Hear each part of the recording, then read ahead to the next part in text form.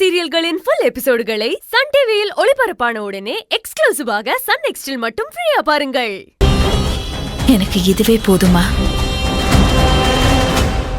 ருத்ரா, இவள அப்படியே கண் கலங்க வச்சிட்டியே.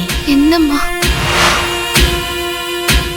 அது மட்டும் இல்ல சௌந்தர்யா, ருத்ரா ஹாஸ்பிட்டலுக்கு போய் இந்த கத்தி வெட்டு காயத்துக்கு ட்ரீட்மெண்ட் எடுத்துக்கிட்டாங்கிற விஷயம் அன்னைக்கு தெரிஞ்சா அத மனசுல வச்சுக்கிட்டு வேற மாதிரி குத்தி காட்டுவாங்க.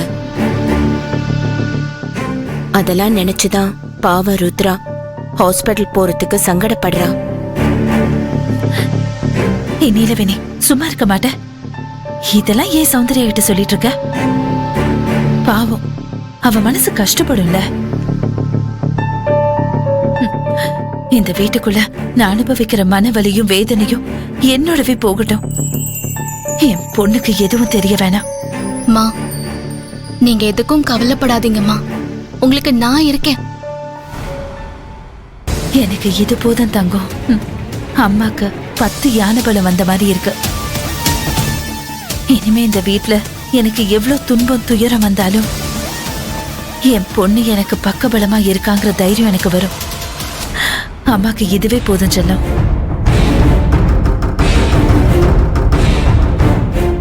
ஏ ருத்ரா, நீ இவகிட்ட உருக பார்த்தா எனக்கே கண்ணீர் வந்துடும் போல இருக்கு.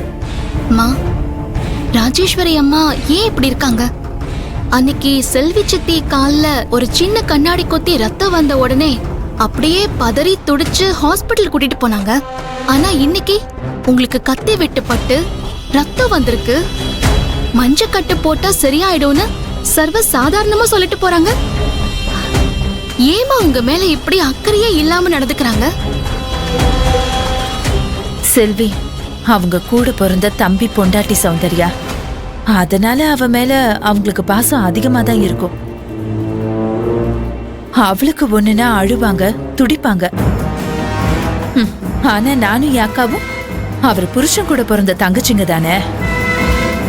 அதனால எப்பவும் எங்க கிட்ட ஒரு மாதிரி வெறுப்போடவே தான் நடந்துப்பாங்க.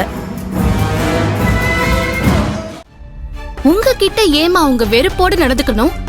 செல்வி சித்தி அவங்க தம்பி பொண்டாட்டினா நீங்க அவங்க புருஷன் கூட பிறந்த தங்கச்சி தானே. செல்வி சித்தி மேல காட்டுற அன்பையும் அக்கறையும் உங்க மேலயும் தானே காட்டணும். ஒரு விஷயத்தை தெரிஞ்சுக்க சௌந்தர்யா, எந்த அண்ணிங்களுக்கும் புருஷன் கூட பிறந்த அக்கா தங்கச்சிங்களை பிடிக்கவே பிடிக்காது. இதுக்கு காரணம் கேட்டா யாராலையும் காரணம் சொல்ல முடியாது. இதுதான் பொம்பளைங்களோட பிறவி குணம். அதை யாராலையும் மாத்த முடியாது. அண்ணிய அண்டி பழைக்கிற நாத்தனா அவங்க குடுக்கிற டார்ச்சர் எல்லாத்தையும் தாங்கிக்கிட்டு தான் ஆகணும். வேற வழியே இல்ல. நீங்க சொல்ற மாதிரி அண்ணியோட கொடுமை எல்லாம் சாதாரண குடும்பத்துல நடக்கலாமா? ஆனா ராஜேஸ்வரி அம்மா அப்படியா? அவங்க எவ்வளவு பெரிய ஆளு, அவங்களுக்கு சொசைட்டில எவ்வளவு நல்ல பேர் இருக்கு. அப்படிப்பட்ட நல்லவங்க எல்லாரையும் ஒரே மாதிரி தானே ட்ரீட் பண்ணணும். வித்தியாசம் காட்டக்கூடாதுல்லம்மா. படிச்சவங்களா இருந்தாலும் படிக்காதவங்களா இருந்தாலும், ஏழையா இருந்தாலும் பணக்காரங்களா இருந்தாலும், சொசைட்டில எவ்வளவு பெரிய ஆளா இருந்தாலும் புருஷனோட தங்கச்சிங்களை அந்நியமா தான் நடத்துவாங்க. அதுக்கு ராஜேஸ்வரி அண்ணி ஒன்னும் விதிவிலக்கு கிடையாது சௌந்தர்யா. ராஜேஸ்வரி அம்மா உங்ககிட்ட இப்படி நடந்துக்கிறாங்கன்னு நீங்க சொல்றத கேட்கறதுக்கே எனக்கு ரொம்ப அதிர்ச்சியா இருக்கு. ஈவினிங் ஆபீஸ் முடிஞ்சு வீட்டுக்கு வருவாங்கல்ல, நான் அவங்க கிட்ட கேக்குறேம்மா, எதுக்காக அவங்க உங்களை இப்படி நடத்துறாங்கன்னு.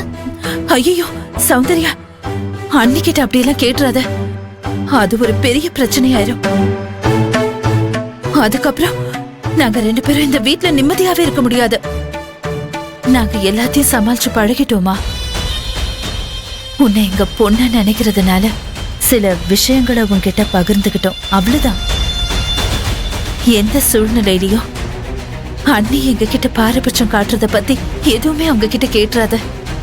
இது நமக்குள்ளவே இருக்கட்டும், சரியா?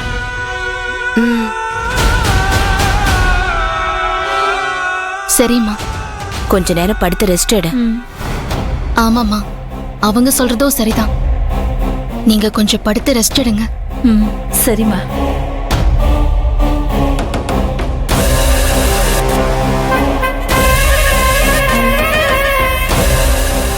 ருத்ரா அம்மா எவ்வளோ நல்லவங்க. ராஜேஸ்வரி அம்மாவுக்கு நல்லவங்களே பிடிக்காது போல இருக்கு. நீங்க ரொம்ப மோசமா.